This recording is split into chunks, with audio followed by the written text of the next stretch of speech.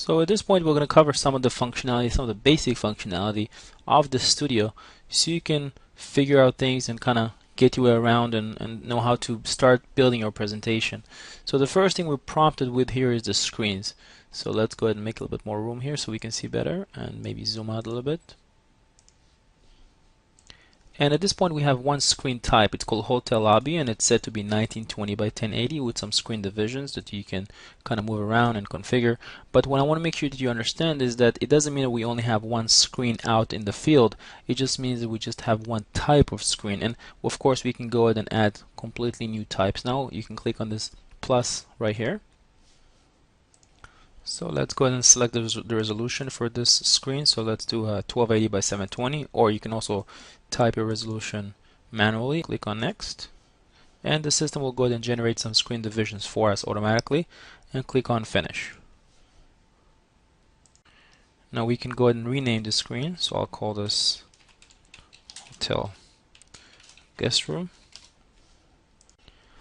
And because we opted for the system to create screen divisions for us, we have a total of 3 screen divisions that the system created. Let's go ahead and add a new type of screen division for this hotel guest room. Click on the plus right here, and it's screen division. Let's go ahead and rename this to screen division 4. And let's zoom in a little bit. And now you can start drawing your screen divisions any way you want. And we support layering and transparency and really flexible, and you can do a whole bunch of different configuration with this. So we'll just go ahead and draw something like this, and this is accurate to the pixel, so you can see everything is presented to you over here on the right on the properties. So we'll set something like this, maybe another screen division right here. And the screen division, this is where you can have content actually playing, like videos and Swift animations and images and weather and tickers, and that's where you can have all this playing. And as I just mentioned, we also support layering. So if you wanted to put a background below everything else, I can simply create a new screen division. And right now it's on top, so I'll go ahead and create it, call it background, and drag it so it's below everything else. So it's now below everything else. And now it'll actually show through other screen divisions. So you can see the system is very flexible. So I'll go ahead and just delete this for now, and go ahead and make this occupy the full size. So next we'll switch to the resources. The resources is probably the simplest module. This is simply where you upload older files such as the video animation, MP4, the FLV videos, Swift animations, images. So if we click on some of the resources we have here available, when you click on the Swift animation, you'll see this Swift animation running. And if we scroll down and select a video, you'll see that this flash video is going to start running. And we also have a library of resources that you can use that we already made it available to you in the system. So if you click on the plus sign right here and go from shared, we have a ton of resources that you can take advantage of, such as we have video loops, and we have background and vectors, just a whole bunch of resources that you can take advantage of that's already part of the system. So again, very powerful stuff. So to actually upload a resource, we'll click on the plus sign right here and go from local, and we'll go ahead and take this grass SWF file, double click on it, or hold down to Control key on Windows to select multiple files, and click on File Save to actually get it uploaded to the server so we can start using this. And if we scroll down, we have the grass file right here, and there it is. The next section is the campaign. This is really where everything comes together. So let's go ahead and switch to campaigns. And the campaign is really where you're going to spend most of your time. So let's go ahead and create a new campaign. Right now we're looking at the hotel lobby campaign that came as part of the template that we chose. So we'll click on the plus sign right here to add a new campaign. And we'll go ahead and call it the test campaign. And we use the sequence for now. We also support scheduler, but for this purpose we'll use a sequencer. Click on next, and we'll go ahead and select the hotel guest room screen template that we created earlier as the output, and click on next. and go ahead and create one timeline. That timeline will be a total length of 1 minute, and click on next, and select the screen division that we drew earlier and click on finish. So that's it. Now we have a test campaign with a single timeline in this campaign with some channels that are pre-assigned. Now you can see that all the channels are color coded, so I can see exactly what's going to play where. So you see that my blue is going to play in this area and my green is going to play right here, and so on and so forth. I have a red narrow channel at the bottom where I can put a stock ticker or some RSS feeds. So to start populating the channels with resources, I'll switch to Toolbox, and right here my resources selection, I'll take this promo one and put it right here under my blue channel. I can double click on it or click on the pencil to load up the properties for this channel. And you see that right now it's playing my Swift animation. I have a lot of properties I can set. Support animation and just a whole ton of different properties you can set, and more Swift properties as well. And I can extend this to have this resource play for the full duration of the timeline in this blue channel, or I can also have it only play for about 30 seconds. And after 30 seconds I can actually switch into a completely different screen division. Switch over to screen divisions, and let's say that I want to go into full screen after 30 seconds, so I'll go ahead and put a full screen division. And notice that right now it's hollow. There's no actual channel that's assigned, so I can simply click on the screen division and assign it by taking, let's say, the blue channel, dragging and dropping, and now it's blue. Or if I wanted the green one to play right here, or if I didn't want to have a full screen, I actually wanted to have a different type of, maybe a 3 screen division configuration, then I can assign the channels accordingly by dragging and dropping. So now everything is color coded. And of course I would need to fill the rest of the channel with resources. We also support components that you can put labels, videos, HTML websites, RSS news, tickers, media RSS videos, weather, webcam, capture cards, live TV. Everything is supported, so there's a whole bunch of stuff you can fill these resources or channels with. And also notice that right now we just have a single timeline. Now if I wanted to actually have another timeline play after this timeline is over, after this 1 minute is over, all we have to do is click on the plus sign right here and then add a second timeline. I'll just go ahead and click on finish to jump to the end, and I have 2 timelines, timeline 1 and timeline 2. So whenever timeline 1 is done, it's automatically going to go and jump into timeline 2. And the way you control the ordering is through the sequencer. Now for this test campaign right now, I just have a single campaign with 2 timelines. So if I switch over here to the sequencer under this test campaign, of course, you can see that I can control the timelines. I can actually control how many times each timeline will play through the repeat number right here. And I can also change the order by dragging and dropping. So in this case right now, we're going to have timeline 1 play first, and then when that's done, it's going to go ahead and switch to timeline 2. And of course you can add more timelines, or you can change the order of the timelines, so it's very flexible. Now if you didn't want to use the sequencer, you can also use a scheduler. If you go back to test campaign to load up the properties right here, you can switch to the scheduler. And if I go back to the scheduler right here, you see that the button changed from sequencer to scheduler. Now if I click on scheduler, you can actually start scheduling timelines by days and weeks, and you have just a lot more flexibility in when each timeline will play during each day of the month. But for this demo, we'll go ahead and use a sequencer. So I'll go switch back to my timelines and click on the test campaign to load up the properties, and again switch to sequencer, and again this button right here changed to the sequence. So we showed you how to create a test campaign and some timelines and some channels and resources. So that was pretty straightforward. And so now what we want to show you is how to actually assign a campaign to a particular player that you have out in the field. So let's say you install our Signage Player desktop version on a remote machine. You want to actually be able to control that machine, and you also want to assign it this particular test campaign. So that's actually done through the stations. Now notice that right now my stations are empty. I don't have any stations installed right here. So I will go ahead and need to install a new station. So to do that, you'll install our Signage Player desktop version on a PC. It can be any PC. It can be this PC that you're watching this demo on, or it could be a PC across the world. It doesn't matter.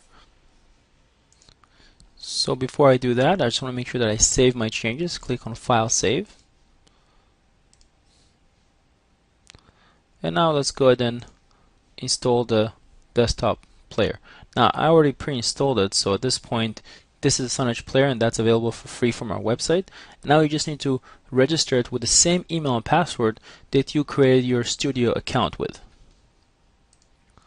So I'm going to provide the same email and the same password and click on register, next, and register. And now I'm going to be prompted to select my campaign. Now remember, we created a different campaign, so I'm going to go ahead and select my test campaign, and I'll go ahead and name this station my test hotel and click on register. Now notice that it is connecting to the server. However, the Signage controller is not running. The Signage controller is an additional application that we run in the background, kind of like a watchdog.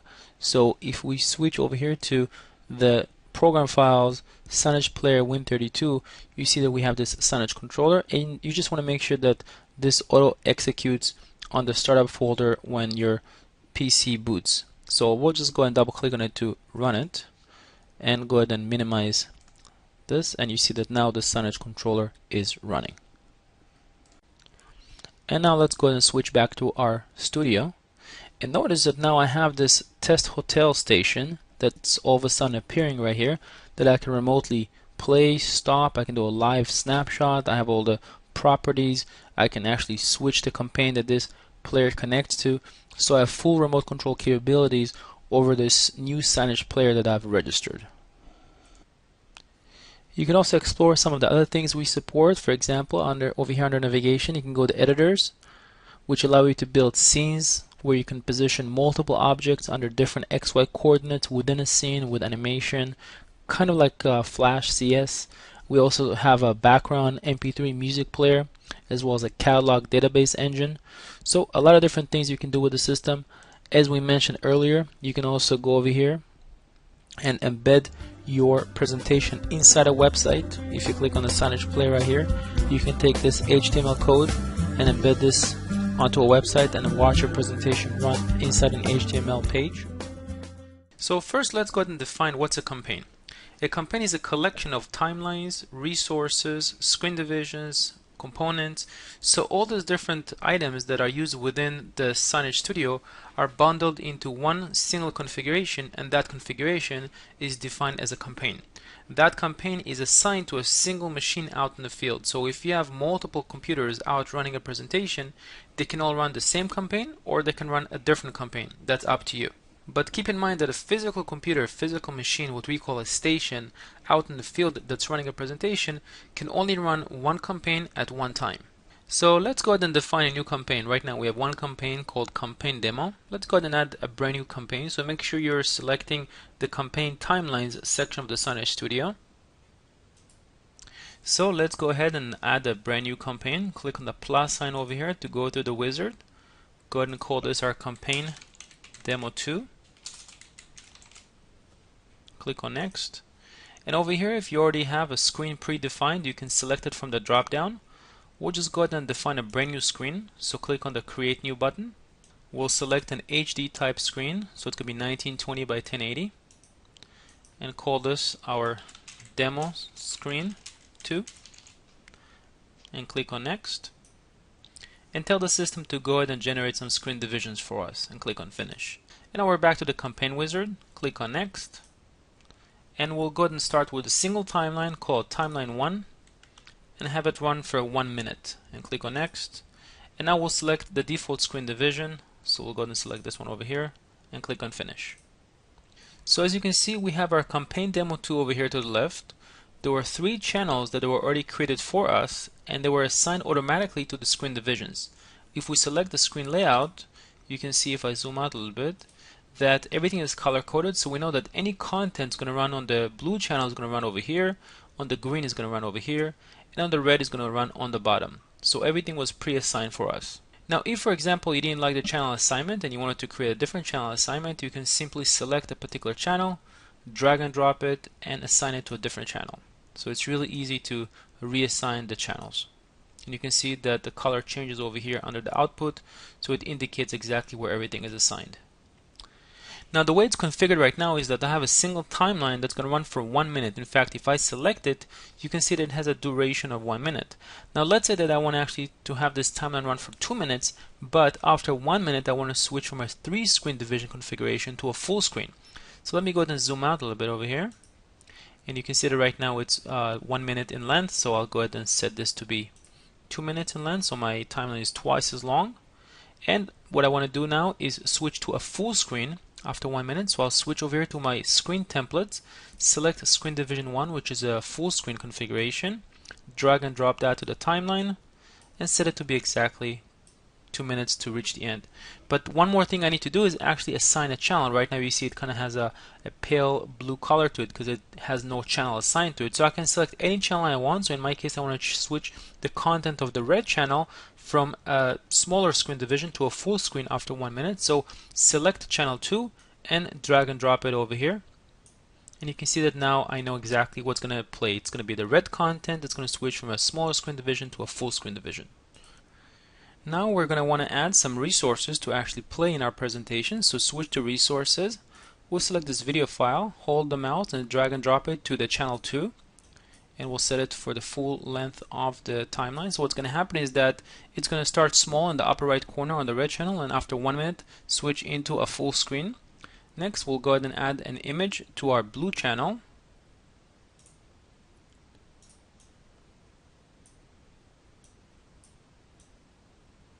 Now if you'd like, you can extend this image to be all the way to the end of the timeline. However, keep in mind it's only going to play for 1 minute because it's only assigned to the blue screen division that plays for 1 minute.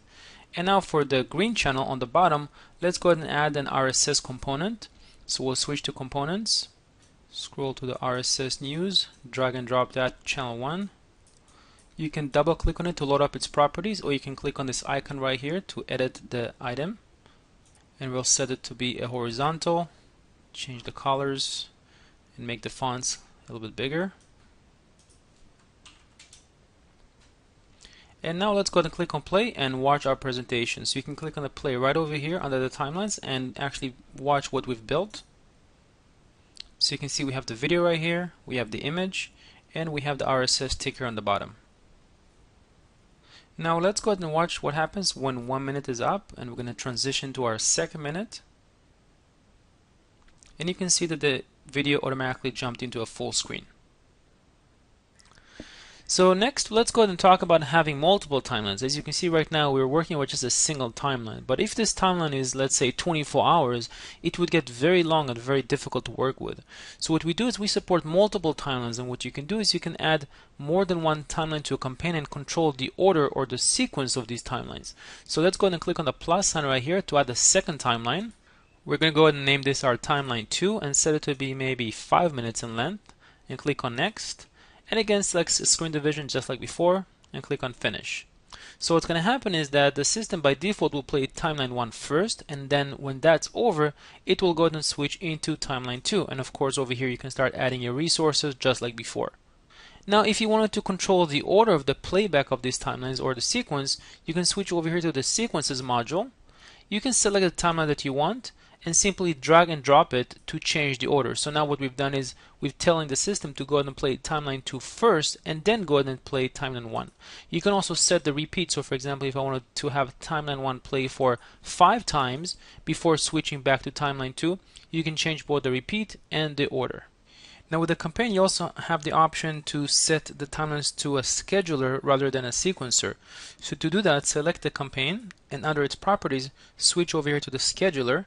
You'll notice that the button right here would change to schedules and select it. And then you would be able to select the timeline, drag and drop it to the set date, and set the different parameters on when to actually run the particular timeline. Now once you've done with your campaign, you can physically assign it to a computer out in the field. And this computer could be an iPad or an Android, could be Mac or Windows. So let's go ahead and switch over here to stations. And you can see that I have one station over here right now that's currently off, and I can assign it to the campaign that we've built. So all I have to do is go here from the drop down and select campaign demo 2 and click on file save to push the presentation to that device. So we'll just go ahead and select the 1920 by 1080 high definition screen. Now if you wanted this to be, for example, a vertical aligned screen, you would simply change the values to be 1080 by 1920. So you will swap out these two values. So we'll go ahead and click on next because we're just going to set up a horizontal screen, and click on finish and let the system go ahead and generate some screen divisions for us. Now I'll go ahead and zoom out a little bit so I can see the whole screen. So I'll set it to 15%. And once you select your screen configuration, the S1920 by 1080, you can see that all the properties are displayed right here to the right, and we have 3 screen divisions that the system automatically created for us. So we have a full screen configuration, we have a 2 division configuration, and we have a 3 division configuration. Now these screen divisions are modifiable, so I can select any particular screen division and really edit it any way I'd like. So what I'm going to do actually is I'm going to go ahead and add my own screen divisions. So I'll go ahead and minimize these 3 type of screen divisions, and I'll go ahead and click on the plus sign right here to add my own screen division. We'll go ahead and call it screen division 4. So I'll rename this to be screen division 4 and press enter. And now I can go ahead and draw my divisions. So I select the white area and simply hold down the mouse key and start dragging to create my second screen division, another screen division. So 4 screen divisions total. Now anytime you select any of the viewers or divisions, you can see that all the properties are displayed, and again everything is accurate to the pixel. So you can see exactly the XY coordinates, the width and the height, and everything is corresponding to our screen resolution, which is, again, if I select the screen, is 1920 by 1080. Now if you wanted a little bit more finer control over the position, you can select a particular screen division and you can use the up, down, left and right arrow keys to control the alignment. You can also click on these numeric steppers to also move the object as well. What you can also do is hold down the shift key and increase or decrease the size of the box as well. So you can use your keyboard using the arrow keys or the combination of the shift, down and the arrow keys for the finer control of the screen divisions. Next, let's talk about layers and masks. One of the great things about the screen divisions is that you can actually control their height or their display order using what we call layers. So right now, for example, if I select the screen division, you can see that it has an order number of 1, meaning that it is actually going to be the second layer. So this item right here, this screen division, would actually have an order number of 0, then this would have an order number of 1, and this would be 2, and this would be 3. So it's 0 based, and you can actually control the display level. So if I take this screen division and make it, let's say, a little bit larger right here, it would actually mask the screen division below. And because we support transparencies in both SWF, SWF files as well as PNG, you can create transparent resources and lay them in particular screen divisions to create non-rectangular areas. So it's very powerful and very flexible. Now if you wanted to change the order of a particular screen division, all you have to do is simply select it on the tree and drag it over. So I can actually take this screen division and make it below the other screen divisions just by dragging and dropping. So now it's below the screen division. I went ahead and changed its order level. So you can see now the screen division that before was below it now is on top of it. So let me go ahead and rearrange the screen division a little bit and just clean it up right here.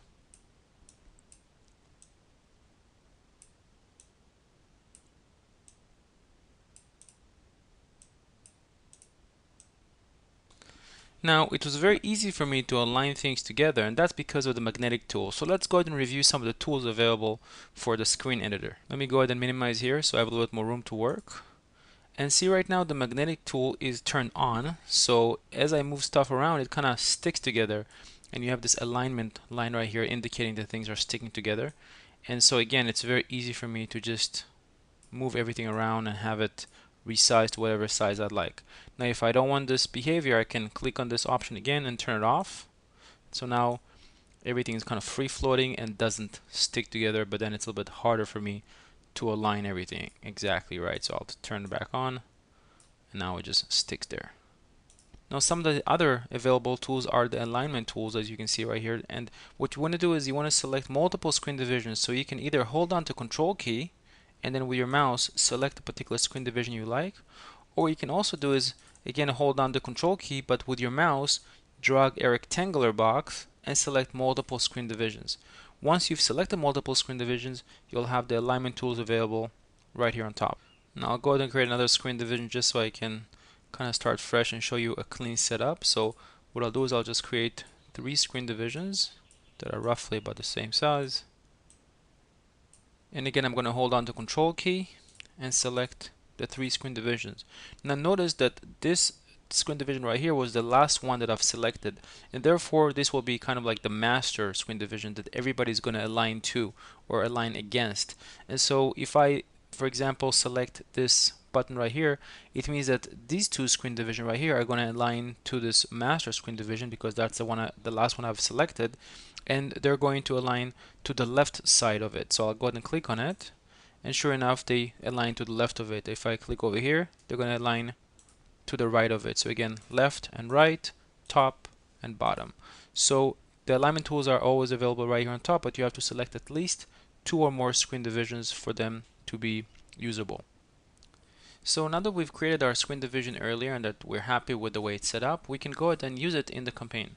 Now one thing that I want to explain is that a screen template is just a type of a screen configuration that you can reuse over and over in multiple campaigns.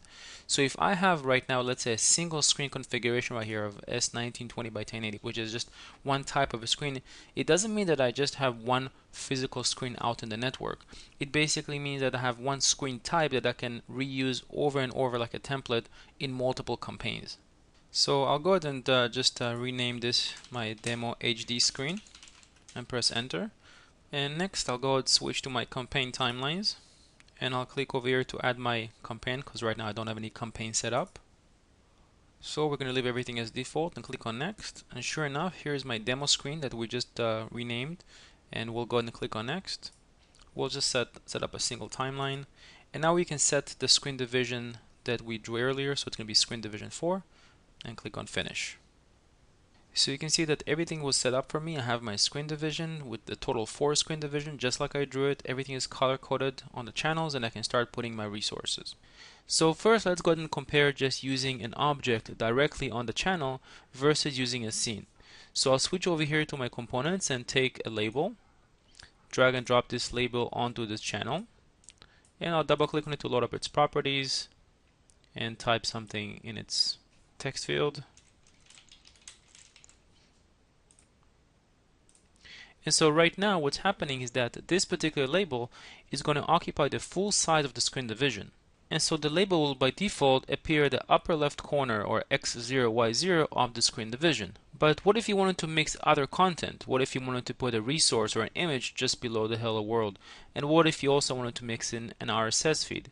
So the ability to mix other content onto the same channel is not possible unless you add multiple screen divisions, and then it becomes very difficult to manage. And so scenes allow you to create a canvas where you can mix all this content together. So let's go ahead and delete this label right here. And now we'll go ahead and switch to the scenes. And if you're not seeing the scenes module, you can go ahead and enable it under the navigation and the scene editor. So right now we have one scene. Let's go ahead and add another scene. So we'll click on the plus sign right here. So we just went ahead and added a new scene. First thing you want to do is just give it a name. So select the scene tab properties and call it our demo scene and press enter to save it. And so just like we did before, we're going to switch to components, go down to the label, select it, drag and drop it to the canvas, and notice that now I have full control over the XY position of this label. Let's go ahead and give it a name. And now if I wanted to put an image just below it, I can switch to my resources, select an image, drag and drop it, and there you have it. I can also do things like multiple selection, so it's going to be very simple to move things together, multiple resize. So the scene really gives you a lot of tools to create content within that canvas that you can work with. Next, let's go ahead and add some live components like an RSS feed. That will be easy. Just switch to the components, select the RSS news. Let's go to its properties and set this to be horizontal.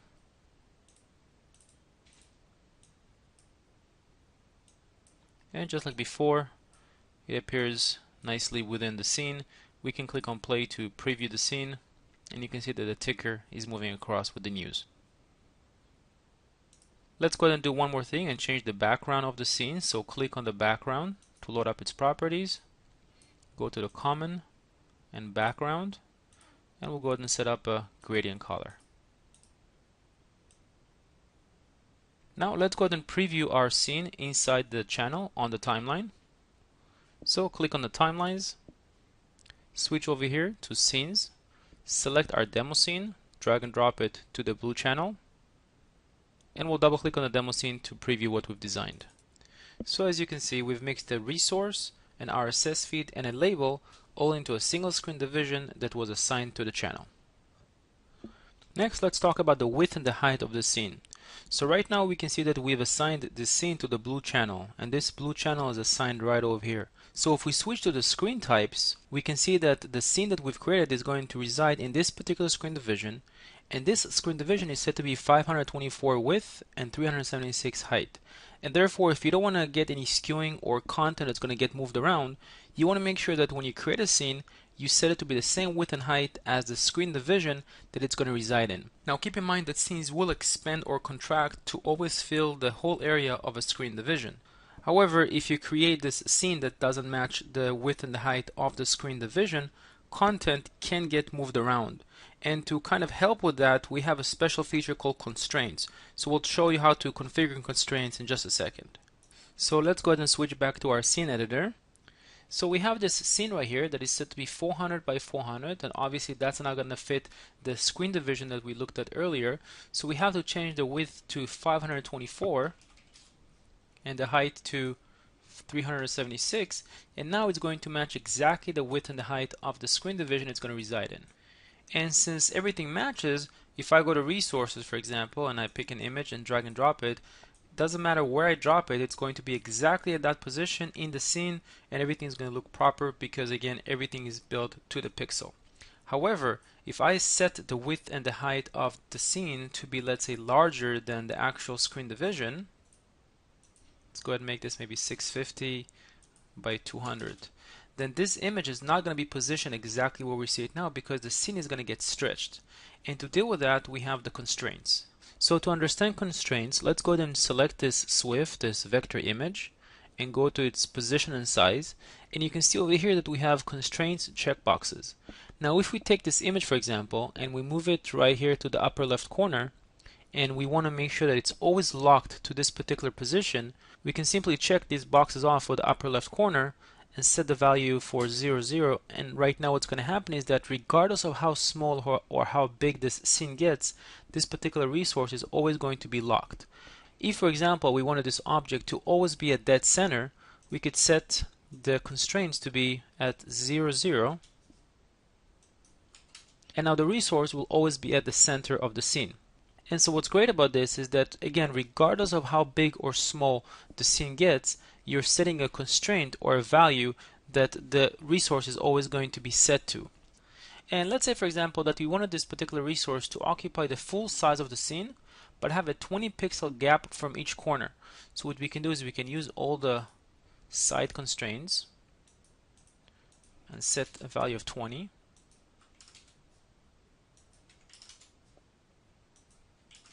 Go ahead and zoom out.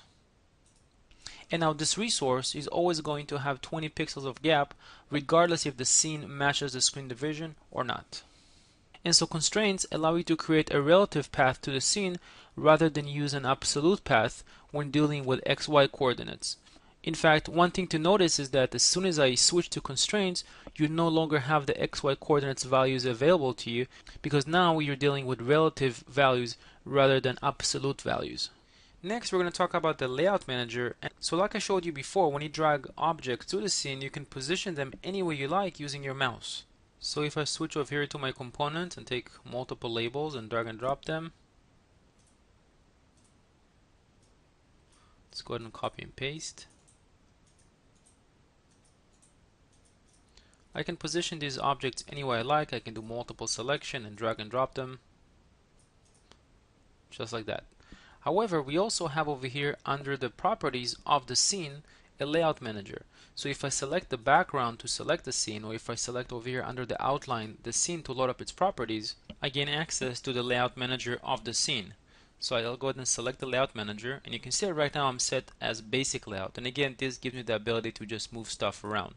But if I go ahead and set this to be a vertical layout, you can see that everything nicely aligns in a vertical mode. I can also set horizontal as well as tile. I'll go ahead and copy and paste a few more labels so you can appreciate the tile.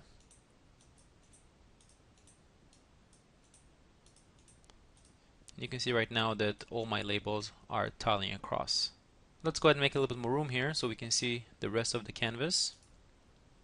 And look at some of the properties that we can change for the layout manager. So again, select the background to select the actual scene. So if, for example, I increase the padding on top, you'll see that all items will slide to the bottom of the scene. If I set the vertical layout and I set a padding to the top, again, you'll get the same behavior. If you set the gap, you'll see that the labels will start shrinking or getting closer to another and also increase. So you have all these different parameters you can set for the layout manager. And this can become very useful, for example, if you're building a food menu board or a building directory. So the layout manager allows you to easily manage all these items within the scene. One of the really cool things you can do with scenes is use animation. So let's go ahead and drag over a label component. And also we'll go ahead and drag another resource. And we'll go ahead and apply animation to these. So the first thing we'll do is just change the fonts and the colors. And let's say that we wanted this label to actually fly into the scene.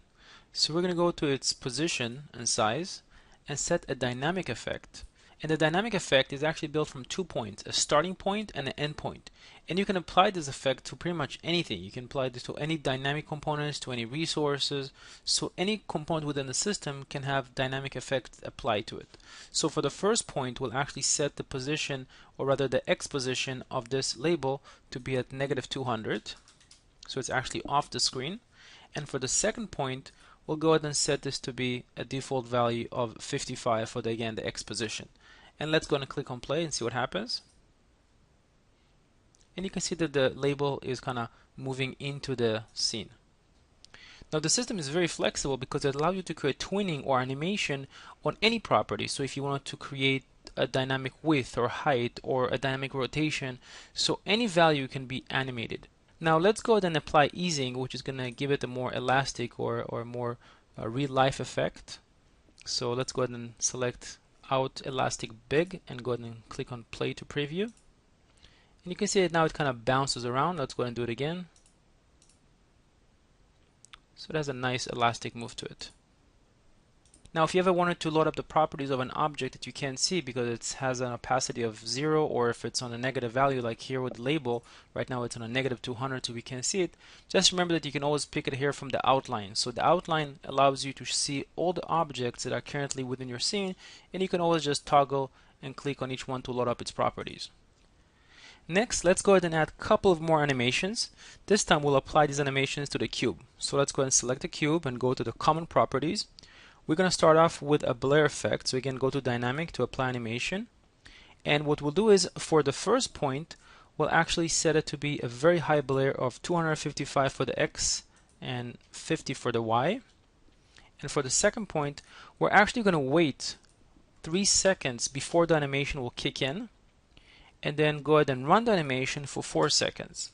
So 3000 milliseconds before it kicks in, 4000 milliseconds or 4 seconds will be the duration of the effect. But let's not finish just yet. Let's go ahead and add one more animation that's going to run in parallel with our blur effect. So we'll switch back to the position and size, and we'll set this again to be dynamic. Set our first point just like right now where everything is at default, but for the second point we'll go ahead and set the 360-degree turn and set, just like before, a delay of 3 seconds, and we're going to set the animation to run for 4 seconds. Let's go ahead and click on play to preview the presentation, and you can see that right now 3 seconds before the cube starts moving, and we'll play the animation for 4 seconds, playing both animations at the same time, the movement and the blur. So you can easily stack as many animations as you like. So animation allows you to create captivating content very easily within the scene. Next, we'll talk about the display level, so you can control the height of each object within the scene in reference to other objects. So let's go ahead and switch to resources, Go ahead and drag over a couple more cubes. And you can see right here that the cubes overlap one another, this cube being the topmost. Now if I wanted to actually have this cube be the lowest one, all I have to do is select it.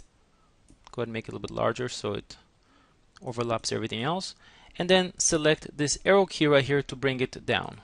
So now you can see that it's actually have converted from being the topmost to the lowest cube below everything else. Now when you're dealing with stacking, sometimes it's difficult to select particular objects, especially if you have a lot of objects. So what you can do is you can select an item and lock it in place using the icon. And what's going to happen is that you won't be able to drag it by mistake. Now it's locked in place. Now if you wanted to do multi-selection and select these two objects, you can always hold down the control key and select the background, in this case the cube below, and you'll still be able to generate a rectangular box or a selection box and select the items that you want. Now let's go ahead and talk about our last topic for this tutorial, which is the scene redirect. So with the scene redirect, you can essentially add buttons to your scene and allow touch control for a person to navigate from one scene to the next. So let's go ahead and add a couple more scenes, and we'll name each scene. Call the first one Scene 1.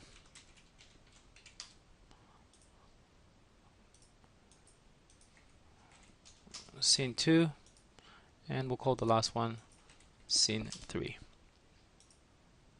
And what we'll do is we'll go ahead and put under the first scene the submit button right here, which is really just an image, and we'll go ahead and under its definition make it an interactive object and call it submit.